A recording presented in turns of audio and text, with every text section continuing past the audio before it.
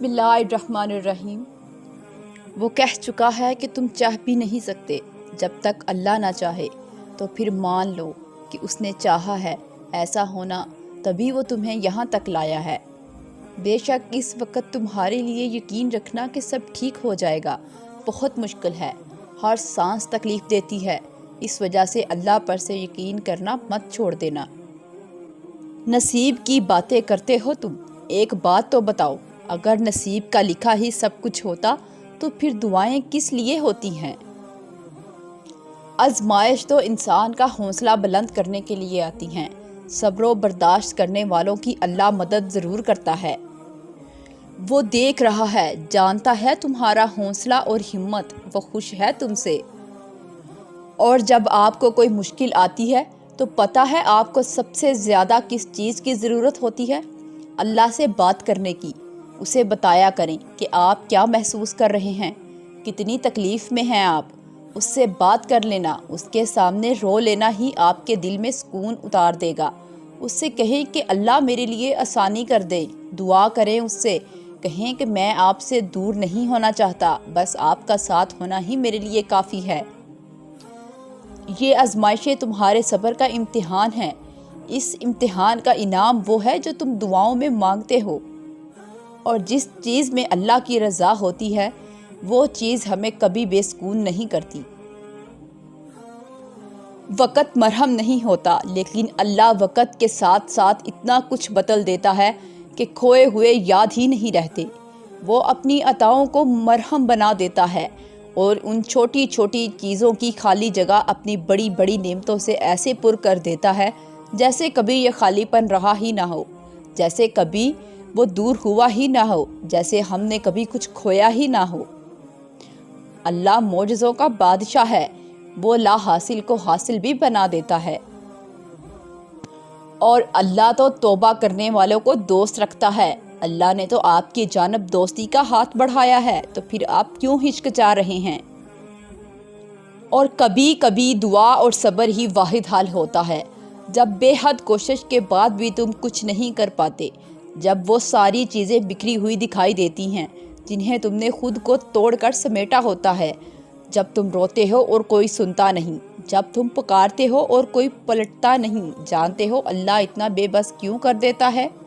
تاکہ یہ تمام تلخ حقیقتیں تمہیں اس تک واپس لے آئیں، تاکہ تم اسے پکارو اور وہ تمہاری پکار کا جواب دے سکے، تاکہ تم اس سے مانگو اور وہ تمہارے لیے معجزے کر کے تمہیں بتا سکے کہ کچھ چیزیں صرف دعا اور صبر سے ملتی ہیں، تاکہ وہ تمہیں دکھا سکے جو کوئی نہیں بدل سکتا، وہ تقدیریں بھی یقین سے بدل جاتی ہیں، تاکہ تم اس بات کو سمجھو کہ بند دروازوں کے پیچھے چھپی حکمت اللہ کے علاوہ کوئی نہیں جان سکتا، اور یہ کہ کچھ چیزوں کو اللہ کے حوالے کر دینا ہی بہتر ہوتا ہے، کیونکہ اس کا فیصلہ ہمارے لیے کبھی غلط نہیں ہو سکتا۔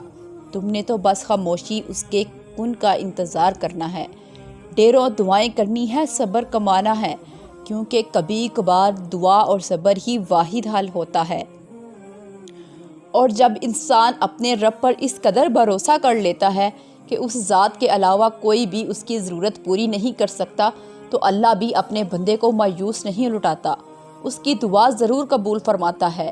اور ہمارا یہ بھروسہ ہی ہمارا ایمان ہے۔ چیزیں خود ٹھیک کرنے سے جب ٹھیک نہ ہوں تو ان کو سجدوں میں چھوڑ آیا کرو اور دعا کیا کرو کہ ہر چیز کا حل ہی تو دعا ہے۔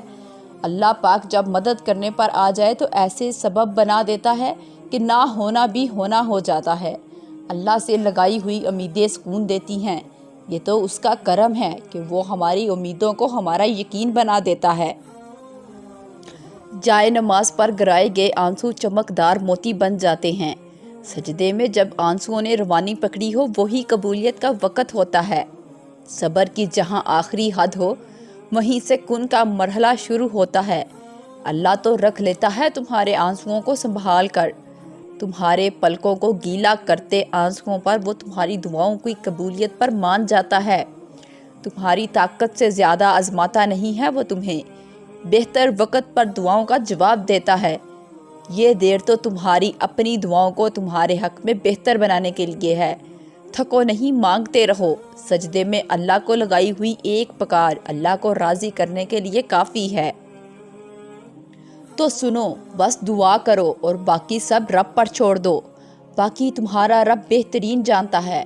ارے سنو تو، تم تو اپنی زندگی کو دعا کے ذریعے بدل سکتے ہو، اپنے نصیب میں دعاؤں کے ذریعے وہ سب ڈال سکتے ہو جو تم چاہتے ہو، تو پھر پریشان کیوں ہوتے ہو؟ ابھی بھی وقت ہے، اس رب کے پاس لوٹ آؤ، اس سے مانگو، اس نے تمہارے لیے ہی تو بنائی ہے۔ اگر ہم اس چیز کو لے کر پریشان ہیں کہ کیا ہم جس کے پیچھے بھاگ رہے ہیں وہ ہمارے نصیب میں نہ ہوئی، تو پھر رب نے دعا اسی لیے تو تمہاری جھولی میں ڈال دی، تو تم کس بات کو لے کر پریشان ہوتے ہو؟ تو اگر ہم یہ سوچتے ہیں کہ ہمارے نصیب میں تکلیف ہے تو کیا ہوا، ہمارے رب نے ہمیں بھی تو نوازا ہے کہ ہم جائیں اپنے رب کے پاس اور مانگے دعا جیسی خوبصورت نعمت اس سے، کیونکہ اسے ہمارا مانگنا ہی تو پسند ہے۔ ویسے تو ہر چیز نصیب پر باری ہے، ہر طاقت اس مقدر پر دم توڑ دیتی ہے۔ اگر اس پر کوئی طاقت رکھتی ہے تو وہ ہے صرف دعا، بس یہ دعا ہی ہے جو مقدر پر بھی حاوی ہے۔ اور اگر کبھی زندگی میں ایسی تکلیفوں سے گزرو جن کا کبھی گمان بھی نہ کیا ہو، تو اطمینان رکھنا اللہ تمہیں راحتیں بھی ایسی ہی عطا کرے گا جن کا کبھی خیال بھی دل سے نہ گزرا ہوگا۔ بس تم صبر اور شکر سے کام لو، ایک وقت آئے گا جب تم ان دکھوں اور مشکلوں کو سوچ کر مسکرا دو گے جن کی وجہ سے آج پوری پوری رات روتے ہو۔ اور بے شک صبر کرنے والوں کو ان کا اجر بغیر حساب کے پورا پورا دیا جائے گا۔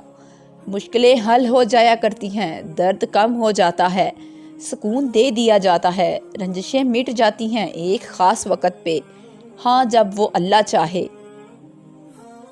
اور خدا جب نوازنے پر آتا ہے تو مانگنے والے کی اوقات نہیں، اپنی وسعت کے مطابق نوازتا ہے۔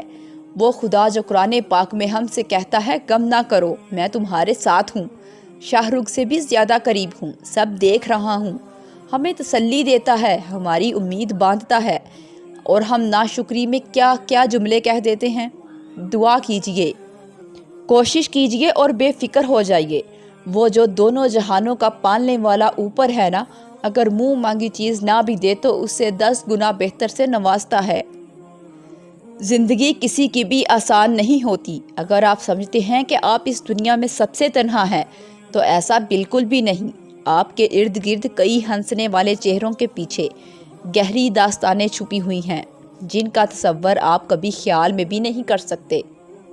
زندگی کے بہت سارے اسباق میں سے ایک سبق یہ بھی سیکھا ہے میں نے کہ جب ہم اللہ پر چھوڑ دیتے ہیں معاملہ تو وہ رب ایسی ایسی جگہوں سے نوازتا ہے کہ انسان حیرت زدہ ہو کر سوچتا ہے یا اللہ میرے صبر کا اتنا اچھا صلہ۔